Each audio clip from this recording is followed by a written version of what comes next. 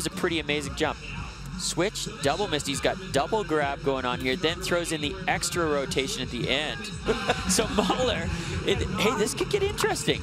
44, new leader, Vincent Gagne. 87 is the score to beat. Mahler. Yeah, double cork 1260 out of Mahler. Keeping it, I hate to say stock, but keeping it fairly smooth and simple. Although he does know that the judges want to see really clean execution, and that certainly was. And there it is, a 43, 20, 4.5 rotations. So Mahler there, finally getting that switch double misty, 1440 double grab. Could see him bump up.